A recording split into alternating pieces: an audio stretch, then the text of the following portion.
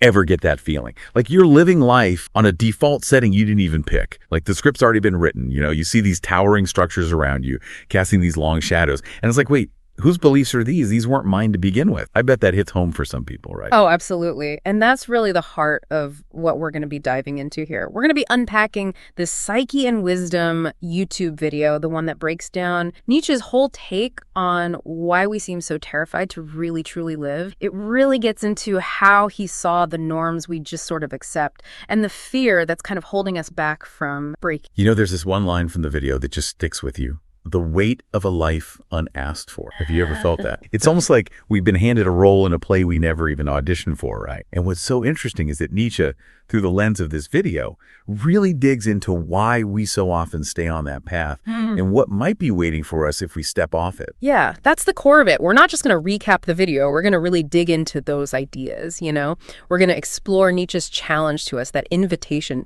to push past those limits, whether they're societal or even ones we put on ourselves, to really grapple with what our potential might actually be as individuals. Okay, so let's jump in. The video starts with this incredibly strong image, right? Clinging to shattered idols. A kid. A kid will laugh at a broken toy and move on, no biggie. But we grow up and we hold on to these outdated beliefs, these systems that honestly just don't serve us anymore. It's fascinating, Nietzsche's angle on why we do this. It's not just habit, is it? Yeah. Way deeper than just habit, yeah. The video argues that we cling to these things out of fear, these shattered idols, these norms. They offer this sense of security, even if it's completely fake. It's fear of the unknown, Fear of facing that vastness of possibility and the weight of responsibility that comes with it. The video makes the point that these aren't even necessarily our deeply held convictions, but comfortable little fictions we're just too afraid to let go of. Think about how often do we just go with the flow because that's how it's always been done. And from there, the video moves into this concept of the Übermensch. Yeah. Right away, it clarifies. This isn't some superhero, cape and tights and all that. It's not about being superior to everyone else. Exactly. And that's a really important point the video makes. If we zoom out and look at the bigger picture, the Übermensch, the way this video interprets it, is just someone who has the guts to define their own meaning, in a world that doesn't hand it to you on a silver platter. It's about that process of overcoming, of pushing yourself, of creating your own values and purpose from what the video calls the ashes of a world that promises none. It's a deeply personal journey. It's about answering that question. What will you make of your existence? It's about, as the video puts it, writing your own story, painting on that blank canvas of life with your own, maybe even shaky will. But then the video contrasts that with this whole idea of the herd mentality. Can you unpack that a little bit? What's that all about? Sure.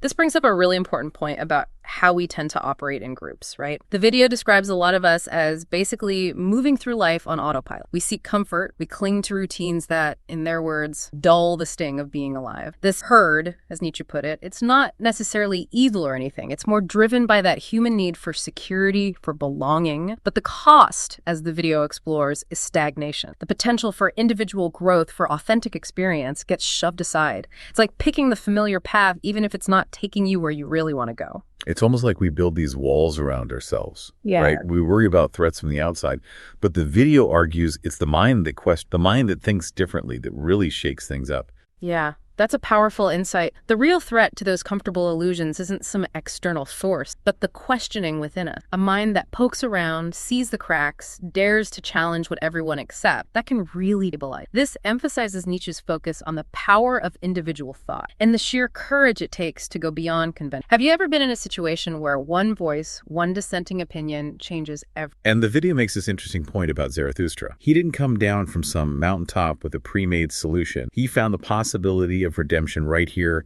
in the dirt beneath our feet, if we're willing to dig, that is. Right. The video really emphasizes Nietzsche's grounded perspective. He wasn't off in some other realm looking for answers or salvation. He truly believed meaning and value are things we create in our own lives through what we do, through our will. That image of digging in the dirt, it really highlights the effort. It's active, it's not passive. You got to get your hands. We're quick to celebrate achievement within the systems, right? Yeah. The athlete winning the race, the musician hitting the high note. But the thinker who goes off script, who questions the rules of the game, we tend to shy away from that. Why do you think that is?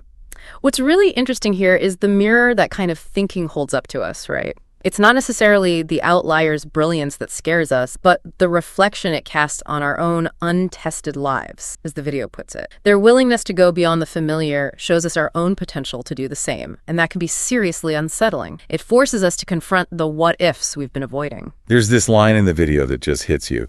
Society doesn't come down hard on the loud or the proud, but it saves its quiet cruelty for those who refuse to kneel. That's a real gut punch, isn't it? Incredibly powerful, yeah. If we tie this to the bigger picture, it speaks to the subtle ways conformity is enforced. It's not always about outright oppression. It's more about exclusion, being labeled as different or difficult, that sense of isolation. Nietzsche himself went through this. Tons of criticism, being called a madman for his ideas. Because his clarity, as the video puts it, burned through our fog. Truth, for him, wasn't some gentle thing. It was a blade, cold and sharp, meant to cut away those comfortable illusions, even if it hurts. Exactly. The video emphasizes that Nietzsche's goal wasn't to inflict pain, but to liberate. But he knew true freedom, it's a heavy burden, especially for those who've gotten used to the comfort of illusion. Freedom, as the video puts it, is a taste most spit out. And the video paints this vivid contrast. On one hand, you have this barrage of messages, church bells, flags, screens, all whispering, belong, obey, rest. Yeah. And then you have Nietzsche choosing silence, a silence so profound it still echoes today. It's a powerful image of resistance. In a world that's just flooded with the noise of conformity, Nietzsche chose to step back, to listen to his own voice instead of the external pressures. This silence of the creator, as the video calls it, that's the space where new ideas take root. It's built from the rubble of the old. It's about finding your own signal amidst all the static. It's that feeling of being an outsider, not always by choice, but by this kind of magnetic pull. You observe the world working in a way you can't quite participate in. The video calls this the solitude of the creator. It's the cost of creating something truly new. And it's a solitude that comes not just from isolation, but from commitment to your own vision. The video contrasts the fear of the dark, the way it makes us huddle around the familiar, with Nietzsche's willingness to step into that, trusting his own judgment, his own lantern to light the way. The video uses a great analogy, too. The farmer who's content with the same predictable harvest year after year, versus the philosopher who asks, what if the soil could grow something wilder, something that truly nourishes the soul? It's about questioning contentment, right? Not settling. Exactly. The video isn't against happiness, but it's against settling for a cheap version of it. Nietzsche, as presented here, believed that true fulfillment comes from exploring the depths of our potential, even if it's uncomfortable, even if it's uncertain, not just staying in the shallows, It's about a deeper kind of satisfaction. And that leads into this idea of how we react to people who are different, those with minds that are sharper, more challenging. The video suggests our brains don't respond with admiration, but with this primal flinch, because we're hardwired to belong, to pull back from those who accidentally show us our own limits. It speaks to the deep-seated social mechanisms that push conformity. The video suggests that even when someone shines a light on a better way, our need to belong can override our desire to grow. We resist those who challenge the norm. It's almost like an unconscious self-defense thing, but on a societal level. It's like, as the video argues, our schools, our jobs, even our social media feeds, they create this cage of comfort that unintentionally keeps us from our true potential, from that wildness we're inherently born to claim. Right, and the video makes it clear this isn't some big conspiracy. It's more that stability and predictability get prioritized. But the unintended result, it's self-limitation, a widespread fear of stepping outside the lines. But history, as the video points out, doesn't usually celebrate the meek or even the conventionally successful. It remembers the ones who screamed into the wind when no one listened, those who refused to dim their light. Think about Socrates, Galileo, Tesla. The video argues Nietzsche joined their ranks, often rejected for his unique vision. What's striking is how much true progress comes from those individuals, the ones who stand apart, who question things, even when everyone disapproves. Their voices, at first ignored, can become this huge force for change. We love neat narratives, right? Clear villain, hero wins in the end, but life's messy. And the video emphasizes how Nietzsche embraced that mess. He urged us to dance in the chaos, to find joy in the grappling, not just in the answer. That highlights his acceptance of ambiguity, of the uncertainty that's just part of existence. Instead of looking for fixed solutions or a predictable story, he wanted us to embrace the dynamic nature of life, even the uncomfortable parts. It's about finding your footing, even when things feel shaky. Because doubt, as the video puts it so well, isn't something to be feared and pushed down. It's the seed of something greater. And this leads us to eternal recurrence, which the video reframes not as some cosmic punishment, but as a dare. a really empowering one. That's a great point. The video's interpretation of eternal recurrence is fascinating. It's not about a literal time loop, but more like a thought experiment. It challenges you to live so fully, so authentically, that you'd choose to relive it all over again, forever. It's a call to embrace every part of your life, joy, sorrow, the whole thing. If you knew you had to live with your choices forever, would you do anything different? It's like the artist pouring their heart into a painting, the poet wrestling with the perfect word, bleeding for a beauty no one asked for. The video presents this as something almost sacred, not in a religious sense, but in a human one. It's a rebellion against a world that often seems to prefer the boring and predictable. Right. It emphasizes the value of creativity, and the guts it takes to bring something new into the world, even if nobody's asking for it. It's about the reward of creation itself. Think about those things you do just because you love them. That's the energy we're talking about. We build our lives like dams, holding back this flood of what might be. We mistake stillness for peace. And Nietzsche, as the video portrays him,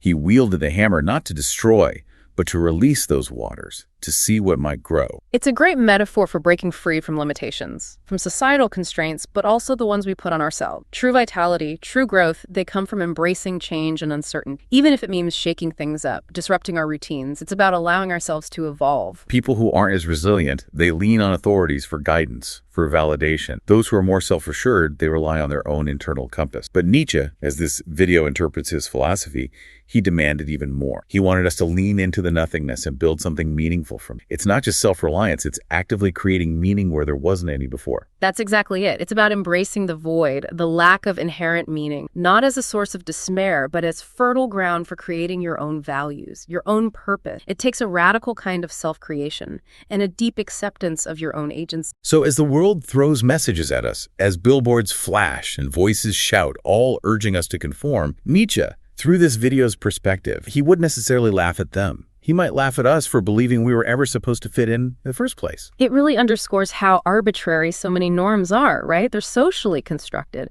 If we question that basic assumption that we have to fit in, it opens up this liberating possibility of living a life that's truly our own. And the video ends referencing these powerful figures. Van Gogh's severed ear, Pascal trembling at the vastness of the infinite, people who grappled with truths that were just too much for their time, and Nietzsche roaring into the void, demanding we find our own answers. Those examples are so powerful. They show the struggle of those who dare to think differently, to challenge the norms, even at a huge personal cost. It reminds us of the courage it takes to pursue your own truth, even when you face resistance. We're storytellers by nature, right? We spin narratives to keep the dark away. But so many of those stories end right where they start, within the familiar. Nietzsche, according to this video, was all about writing new stories, jagged, untamed, daring us to step off the page and into this vast, unwritten space of our own potential. If you've ever felt that tug of a thought, one that feels too big, too unconventional, you've probably caught a glimpse of his world, a world where you can forge your own meaning from your own internal fire. Society, the video concludes, doesn't necessarily hate the thinker for thinking. It hates them for waking it up from a dream it didn't even know it was having. He woke us up not to gloat, but to ignite a fight for something real, something that's truly yours. That's a fantastic summary of the video's main points. And it leaves you, like the video itself, not with a tidy conclusion to Nietzsche's story, but at the very beginning of your own, facing a choice he would have urged you to make and make consciously. So to sum it all up, this deep dive into psyche and wisdom really illuminates Nietzsche's central challenge. It's about confronting that fear of truly living authentically, of questioning the norms you've inherited. He presents the Übermensch not as some unattainable ideal, but as anyone with the courage to forge their own meaning in a universe that doesn't hand it out. And those images from the video, they really stay with you. The child tossing aside a broken toy versus our adult tendency to cling to shattered idols, or that metaphor of life as a canvas waiting for you to paint with your own trembling will. Powerful stuff. It really is. It gets you thinking, doesn't it? Where in your life are you part of that herd? Are you caught up in routines that, as the video put it, dull the sting of being alive? And that line about society reserving its quiet cruelty for those who refuse to kneel, it makes you look at the pressures in your own world, doesn't it? The subtle ways we're pushed to conform. Absolutely. And that brings us back to eternal recurrence, not as a cosmic punishment, but as a personal dare. So the question becomes, what will you create in a world that encourages you to just copy? And will you be brave enough to let it burn, to let go of what doesn't serve, to make space for some powerful questions?